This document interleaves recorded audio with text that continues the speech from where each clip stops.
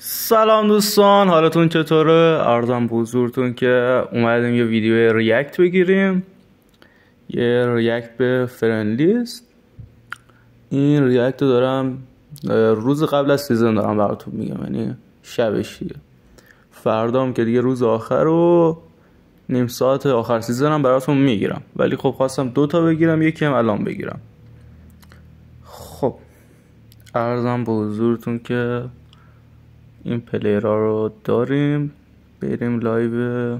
این یارو رنک 10 داره، گلم پلیره، ولی الان پکا میزنه.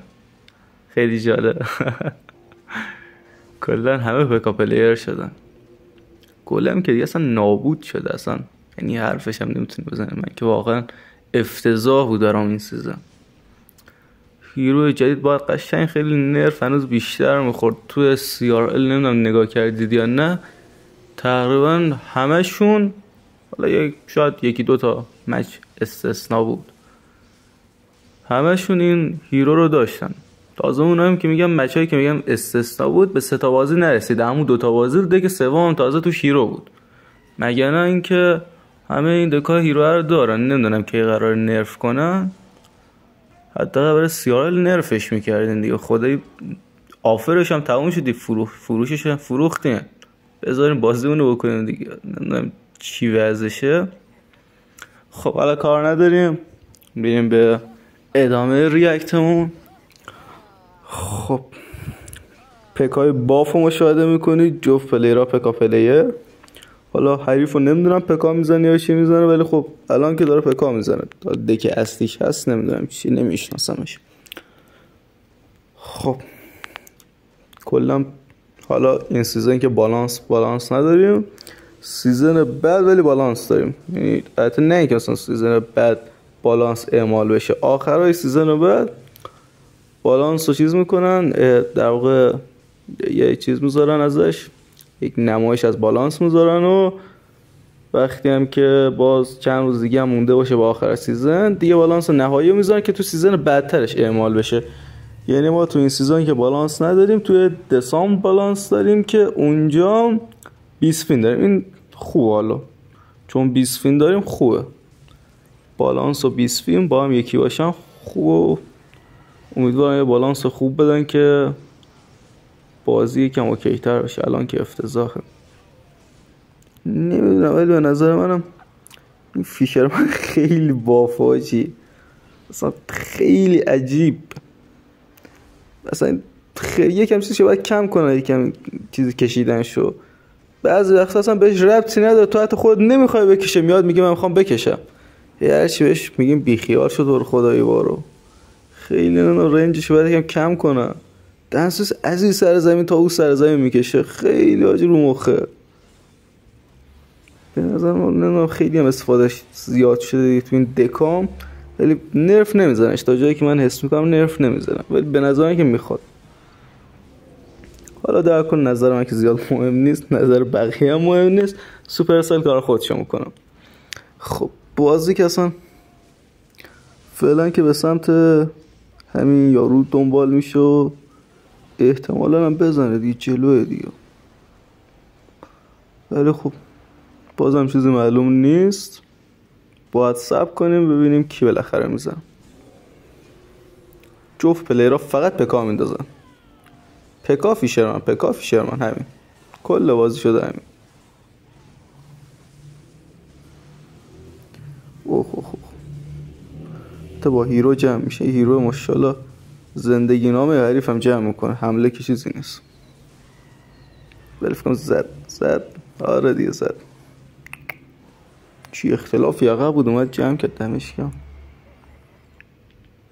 فهم کردم میزنم. خب بریم ارزم به حضورتون مچ بعد داشته باشیم، ببینیم کی رو داریم تو فرند.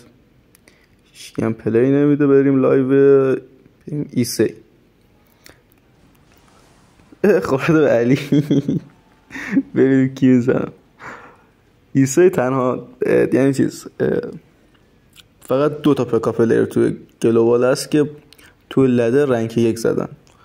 حالا من بازم نمیدونم کسی دیگه هم هست یا نه، ولی تا جایی که میدونم فقط 2 نفرن. یکی توریسته، یکی هم خود ایسه.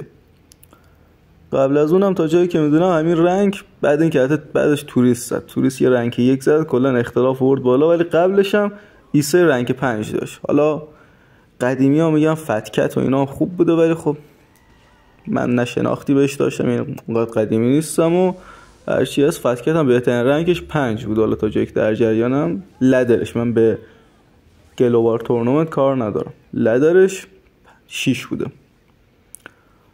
خب بریم به بازی بپردازیم. علی فعلا وضعیتش فعلا معلوم نیست، حالا عقب که هستش، ولی خب اختلافش اونقدر نیست که بخواد چشم گیر باشه. علی هم این سیزن پکا میزنه و دیگه اینقدر بافه همه میزنن دی پکا رو. رویال هوگز هم خیلی این سیزن زیاد بوده، من تا جایی که دیدم زیاد پلی دادم، فکرم دکی جوابی بوده زیاد باش پلی میدادم. یکی پکا، یکی رویال هوگز، دیگه چی؟ دکای مگانایت هم آره میشه گفت بود. خب علی میزنه دیگه اینجا فکر کنم. آره دیگه ایسا اکسی رو نداره، ماشالله علی. خب زد دیگه. آره خب ایسا هم ایزی باخت داد. این پکا اقدر بافه دیگه نمیتونست دفاع کنه. 2 تا پکا مثلا از زمان که ایوو پکا اومد کلان پکا جلو دکای سایکل خیلی اذیت میشد. الان ایوو پکا میندازن دیگه کارتای ریزو میزنه پر میشه ای جونش. حالا ای بیا درستش کن. علی هم رنگش خوبه فعلا. خب بریم لایو الکس. خب فرنلی داره میزنه، ولش کن، به اینا کار نداریم. خب بریم کیو داریم. بریم لایو.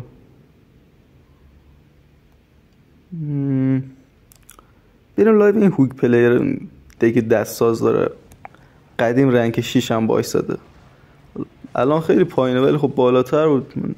تقریبا یک دیروز بود نگاه میکردم رنگ 20 بود، الان منفی بدی خورد و نه خدای من که نفهمیدم این چجوری با این دک پلی میده. مثلا کلا پلیر هم نداره، بازی هم که باخت حالا کار ندارم، ولی خواستن پلیر هم نداره. فکر کنم خیلی دک سختیه که تا حالا کسی نتونسته باش پلی بده، ولی خودش رنگ 6 لدر زده. خیلی پلیر خوبی، من که باش حال میکنم. خب بریم لایو. این حریفش مصریه. اوپس هم دادم، مساوی میخوام بکنم. خب هلش کن، بریم بعدی. خب بریم لایو علی. ببینیم علی داره چیکار میکنه. او خورده با آگونی هم دیگه بهترین اسپارکی پلیر گلوباله دیگه. آره دیگه رو دستش تا جایی که میدونم نیست. رنگ 2 لدر، 4 لدر، 9 لدر. اکانت هم زیاد بند میشه ازش، نمیدونم مثل ایرانی ها این فکر میره برای بقیه پوش میزنه باز میاد اکانت دیگه میاره بالا بند میشه. ولی خب انا این فکر میکنم اکانتش امنه دیگه. حالا فکر نمیکنم دیگه مشکلی داشته باشه، ولی خب فعلا باید بیکار بشینیم اینا رو نگاه کنیم.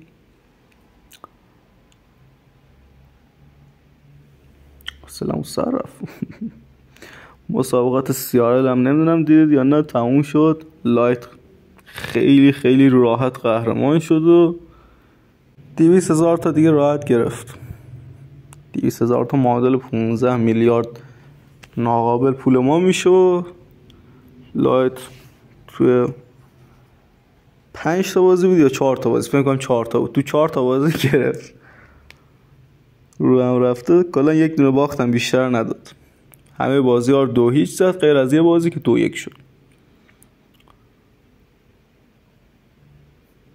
خب اینا احتمالا میخوام برسم به اکسیر 2 برابر بعد حمله رو شروع کنم. ایموت بازی کنیم. سلام سر بریم بتل دیگه. حالا یه روز اومدیم لایو اهلی حالا. خب فکر کنم شروع کنن انا. خب آگونی استارتو زد. علی دستش بده داره سری سایکل میکنه. اینا رو خب اصلا اول میریختی دیگه. حالا شاید هم اینا تو دستش نبوده ولی خب دستش بد فکر کنم اول بازی. خب اسکیل مشاهده میکنید دوستان، یه پکا میندازی، یه هیرو جلوش میندازی، بقیه هم خدا بزرگه دیگه، یه لایت هم میزنی. حالا دوستان من شوخی میکنم، نظر شخصی منه، به نظر من هر دکی اسکیل خودشو داره، نداشته باشه قطعا خب شما منو مثلا با علی نباید فرقی داشته باشین دیگه. یه جای یک تصمیمایی میخواد که در واقع اسکیل تو اونجا معلوم میشه، مگر نه که خب برای مثال بری لایو هر کی میبینی داره یه حرکت انجام میده، کار خاصی که نیستش، من شما هم میتونیم انجام بدیم، ولی اینکه تصمیمای به موقع داشته باشیم و اینا اسکیل پلی رو معنا دار میکنه. خلاصه از نظر من که همه دکا اسکیل داره، هر چی هم میگم شوخی میکنم، حالا بازم هر کی هر نظری داره، نظر من اینا. خب علی بعد عقب افتاد و نه خراب کردی علی، آگونی تو نذاشه دمیج بده. خب فکر کنم تمام دی، بعید میدونم علی بتونه بزنه، ولی حالا ما بازم وای میستیم به امید برد علی دی، چیکار کنیم، کار دیگه نتون بکنیم. خب ندی خدایش فهم کنم یه لایت هم زد و تموم شدیم، یه ابیلیتی و خب خسته نباشه علی جان. آگونی هم به حال پلیر خوبیه، دوست داشتیم با اسپارکی بازیشو ببینیم، ولی خب همه دیگه پکا میزنن، فقط پکا وقتی قد جوابه چرا نزنیم. خب بریم دوباره لایو این هوک پلیره. خب به اینم نمیشناسم که خوردم، فکر کنم عربی چیزیه، حالا لاواس فکر کنم زدم باشه دیگه، حالا این هوک پلیر فکر کنم زده. خب ولی دمیجا اوقات اختلاف نداره و لاوا هم کلا بچه دیده که جوابی اصلا معمولا هر کارتی که میاد لاوا بازن جوابه. تو CRL نمیدونم نگاه که یا نه، تنها دیگه سنگینی که استفادهش اوقات بالا و لاوا بود، لاوا جوابی که دارن لاوا رو میارن، مثلا چرا پکا نمیارن، چرا چیز باش پکا که می آوردن، چرا مثلا گلم و جاینت و اینا نیومدن. خب طبیعتا لاوا جز دکای خیلی جوابه، همیشه هم جواب مونده، یعنی اگه میخوای دکی مکس کنید لاوا به نظر من دک خیلی خوبه، به کارتون میاد. و خب اینجا ببینیم چی کار میشه. خب جمع شد، ویزارد اذیتش میکنه دیگه، یک ویزارد تورنیدو میزنه همه چیز جمع میشه و به نظر من که میزنه دیگه. یه فایر، خب بزن تا برو، چه بریم جمع میتونه بکنه حمله رو.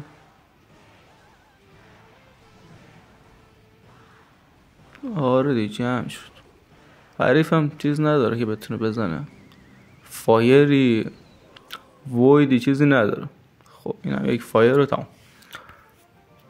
خب برای ویزارت چی نداشتی، طبیعی بود باخ بود. بریم لایو بریم لایو علی خورده به کریم. این چیز سمیاش. خب علی اسکیل خاص پکار داره بهمون نشون میده، بزن نزد آخر جلو حریفم پکای دیگه، طبیعتا الان نصف بتلا هم حریف پکای هم کسی که میری لایوش پکای دیگه، چیز عجیبی نیست. خب فکر کنم دک حریف چیه، هم پکا چیه، فکر کنم نمیدونم، فکر کنم پکا ولش به من چه. خب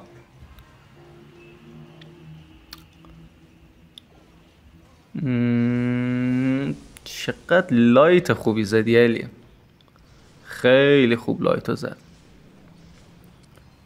خب کارت آخرم گریویارد بود و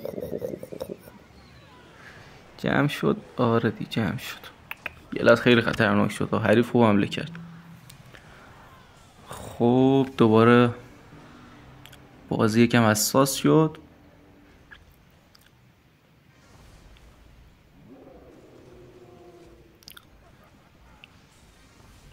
فکر کنم علی بزنه. علی حالا دست برتری رو حس میکنم تو بازی داره. اصلا بعضی وقتا نمیدونم خودتون حس میکنید دی طبیعتا بعضی وقتا کلا بازی و طرف تو دستش میگیره، هر کاری میکنی طرف ول نمیکنه دیگه. این بازی قشنگ معلوم علی تو دستشه. یه لایت، خب یه لایت دیگه هم بزنه تمامه. با یه ریج هم کار در میاد و حریف ول کنه دیگه. خب بریم لای به یه نفر دیگه.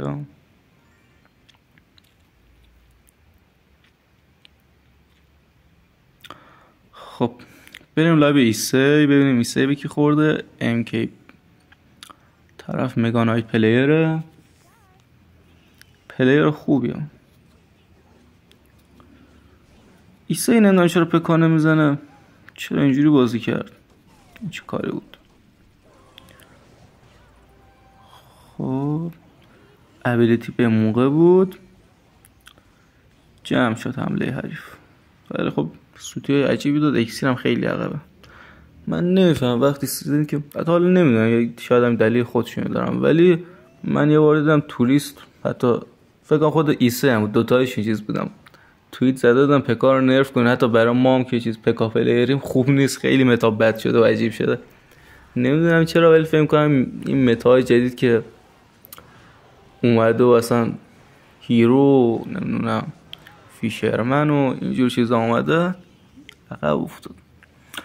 اونا رو فکر میکنم اذیت میکنه واسه هم احتمالاً پکا نمیزنم، ولی در کل پکا واقعا بافه دیگه. خب بازی که فعلا سمت ایسه با اختلاف کمی، ولی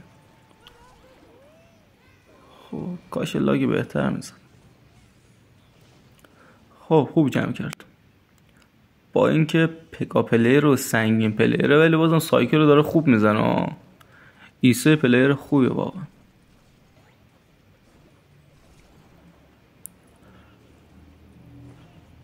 خب چقدر بد بازی میکنیم بازی، نمیدونم من اشتباه میکنم، ولی خب اسمم بد داره بازی میکنم. چیزی که میخواد نیست، حریف داره خیلی فشار میاره، اصلا معلومه چیزی که ایسه میخواد نیست. آیس اسپیرت خوبی بود ولی همچنان جلو چرا انداخت مگا هنون دهن اونا رو سریس میکنه. وای مگا تکاملش خیلی رو مخاجی، خدا کن نرفش کنم. من که واقعا دیگه حالم بد شد از این، یعنی دیگه حداقل کارتای سنگین رو نباید هول میداد دیگه، خیلی هندی شده. اوه دیگه جمع نمیشه، نه دیگه تمومه. جمع کرد نه دیگه خوب دفاع کرد، ولی خب این حمله دیگه جمع شدنی نیست بازم، ولی خوب بود. خب بریم.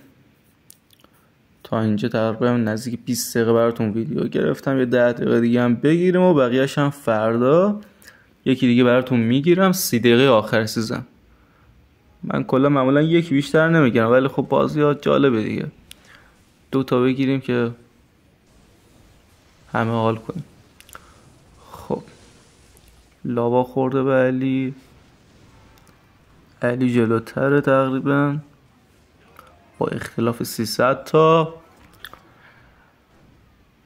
فکر کنم پکا مچاپ داره، حالا نمیدونم بازم، ولی به نظرم پکا میتونه زد باشه.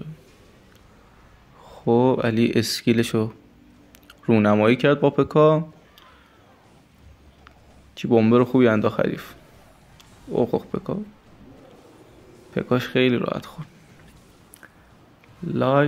لایت ایوه یه ابیلیتی دیر چیز شد. ایوه یه ریج خوب. خب چرا اینجوری شد؟ وای آخ من یه وید میزنه تمامه. اوی بزن ایوه لاجی ایوه نزدیک بودا. خب حالا فکر کنم وقتی که 2 تا تاور میره فکر کنم به نفع علی باشه، چون لاوا اصلا زمینی زیاد نداره، یک برابر بیشتر نداره، خیلی به نفعشه. خب حریف لاوالون کرد، علی هم هیچی دیگه، پکای همیشه اسکریت. خب تموم، زد علی، اکسیر نداره، پکا هم چسبیده به تابه رو، میگه من میخوام بزنم، کارش نمیشه کرد. پکا دیگه وقتی بخواد بزنه کاری نمیشه کرد. خب بریم لایو نفر بعدی. ایزی زد علی، حالا نزدی خیلی چیز بود، 1 ثانیه آخر، 1 ثانیه زودتر تمام شد و علی باخته بود. خب بریم یه نفر از تو کلان لایو بریم. این رویال جاینت میزنه و پلیر خوبی هم هست، حریفشو نمیشناسم، رنگاش که خوب حالا، ولی خود حریفشو نمیشناسم. خب ماشاءالله چی لاگ خوبی، تمام دیگه. وای میزنه نمیزنه، تمام دیگه، یه لایت بزنه تمام، برد. خب اینم از این مچ. بریم ببینم چی میشه ادامه ویدیو. بچه ما از سعی میکنم براتون بیشتر ویدیو بذارم. حالا نمیدونم کیفیت ویدیو هم چجوری. حالا ریاکت ها من زیاد ریاکت نزدم، یعنی در واقع ریاکت زیاد میزنم همینجوری ولی بدون صحبت.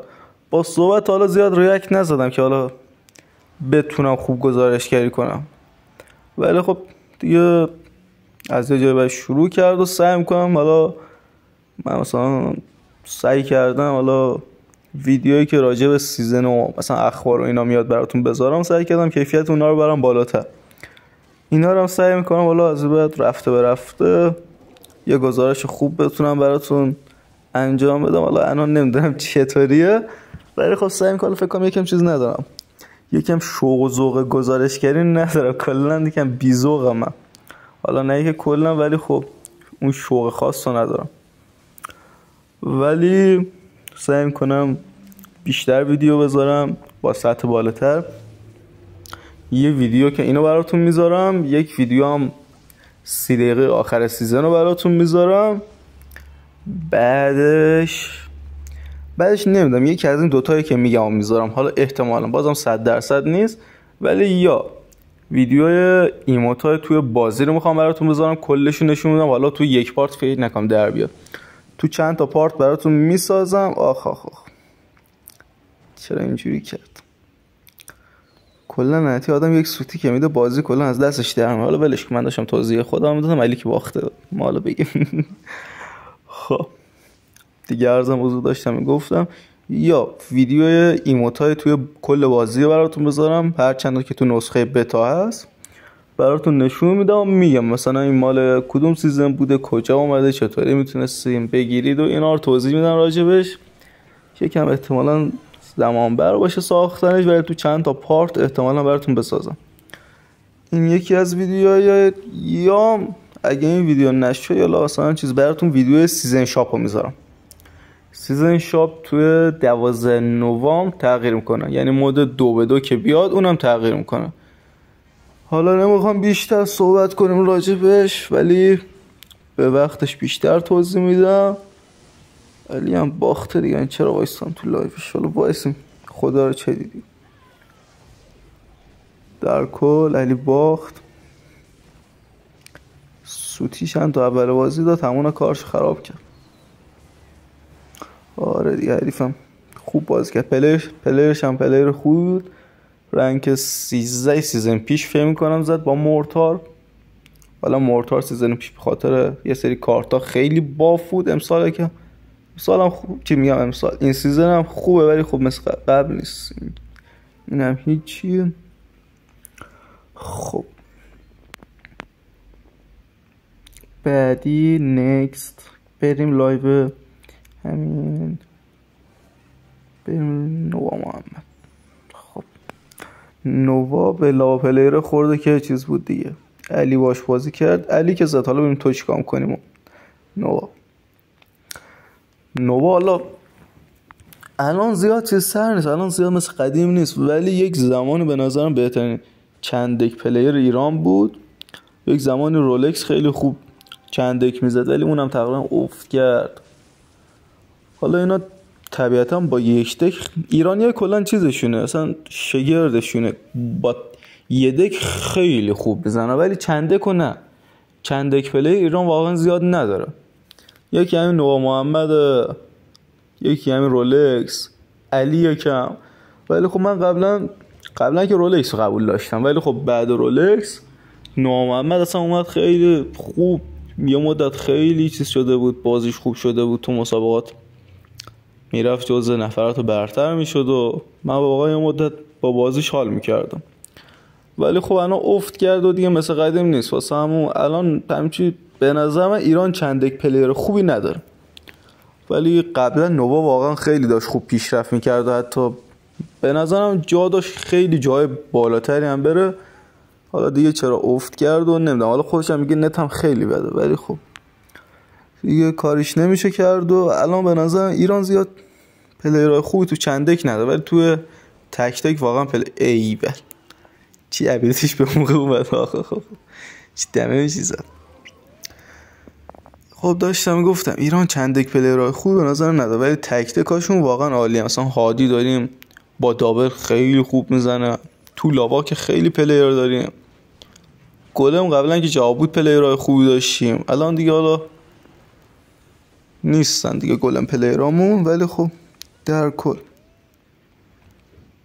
اصلا میگم ایرانیان خیلی هم پرسن ایران چرا پلیر CRL نداره. حالا درسته تحریمی، ولی خب واقعیتیه که پلیری هم نداریم که در حد CRL باشه، چند یک باشه. مثلا نووا هم پلیر خوبیه، رولکس پلیر خوبیه، یه بارم رولکس حتی جز 8 نفر رفت که نفر اولشون صعود میکرد، اونجا مورتن رو زد، ولی خب بازم آی وای نزد آخ باختش.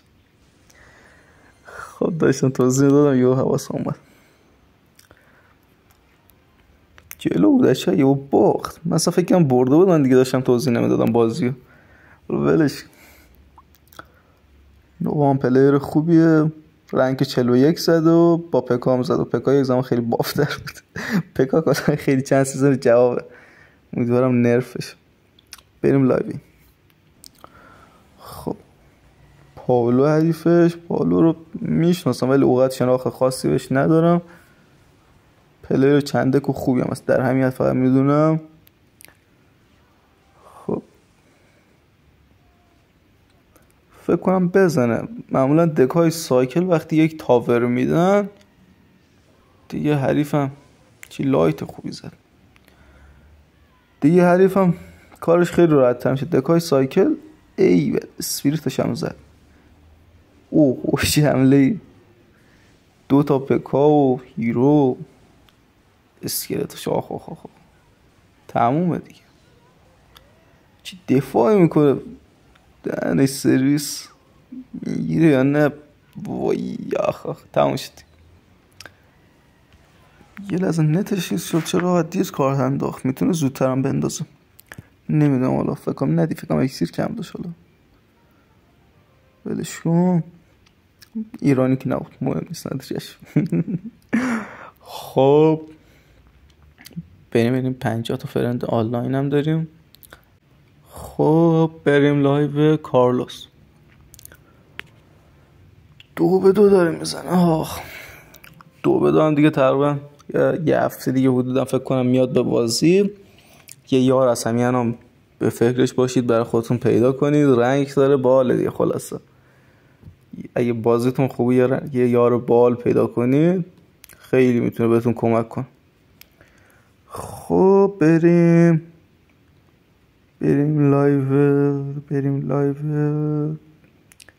لایو علی امین رفبته.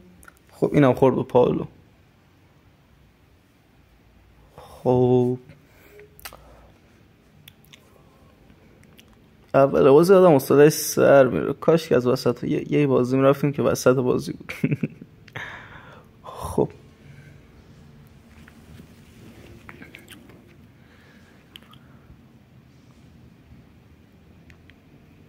حالا این بازی قبلی بود دیگه، همین باخت دیگه، همین نگاه کرد ببینیم علی میتونه بزنه یا نه.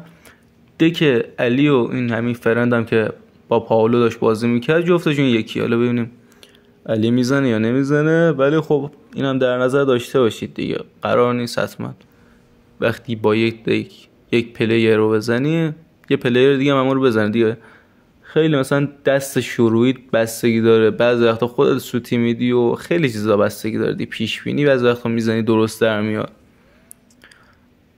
به هر حال مثلا با یه مچ هیچ وقت خودتون رو با کسی مقایسه نکنید. مثلا کسی رو میزنید نگید که مثلا من بهترم، اون بهتره، کی بهتره. من که واقعا قبول ندارم. همه چی به نظر من از رنگ و اینا چیز در میاد که کدوم پلیر بهتره. هر کی رنگی بهتری داشت به نظر من که پلیر بهتری، حالا با هر دکی که زده باشه. ولی اینکه شما یه بازیکن رو بزنید دلیل نمیشه شما ازش بهترین. مثلا شما محمد لایتو بزنید نباید بیا بگی مثلا بهترین پلیر دنیا هم که نه دیگه. شما یه بار زدی قطعا بازیت خوب بوده که زدی، ولی اینکه بهترین باشی نه. خلاصه که زیاد مچ‌های تک به تک و ملاک قرار ندیم برای بهتر و بدتر بودن کسی. خب علی جالب بازی نمیکنه. من علی خودش طبیعتا بازیش بهتره و ولی خب چیزی که من میبینم زیاد جالب بازی نمیکنه. حالا امیدواریم که بزنه یه لایت و بازی که حالا فعلا برابره، ولی خب ببینیم چی میشه، کی پیش میاد. خب اکسیر نداره علی. خب حملش هم مثلا این آیس اسپریت ایو قشنگ نگاه کنی زندگی نامه حریف هم جمع میکنه، مخصوصا وقتی مثلا دکای سنگین میخوره بهشون. یا آیس اسپریت ایو میندازن دیگه کلا قف میشه دیگه اصلا همه چی. خب پالو خیلی خوب داره بازی میکنه. علی هم دیگه باخت دیگه، 2 تا زلزله بزنه تمام بودیم. حریفش هم وا نمیده دیگه، تا الان وا نداده دیگه، میخواد تو این چند ثانیه. خب تمام شد. علی هم باخت. حالا امیدوارم علی هم بتونه یه رنگ خوب بزنه این سیزن. میگفت که میخوام تاپ 100 بزنم، حالا امیدوارم بتونه اگه منفی نشه. خب لایو کی بریم؟ البته تقریبا 32 دقیقه براتون تا الان ویدیو گرفتم. یک سر بریم پلیرهای گلوبال رو نگاه کنیم و دیگه ویدیو رو تمامش کنیم. زیاد شد دیگه، 33 دقیقه، نزدیک به 33 دقیقه گرفتم. خب پلیرهای لوکال رو بریم ببینیم کی اوله. اول که ایرانی نیست چی، دوم نووا محمد، سوم رولکس، چهارم آراد، پنجم هم ادوکسو و بقیه دوستان. خب دوستان مرسی تا اینجا تماشا کردید، لطف کردید، خیلی ممنونم ازتون. دیگه عرضم به حضورتون که ویدیو رو اگه حال کردید برای دوستاتون هم بفرستید.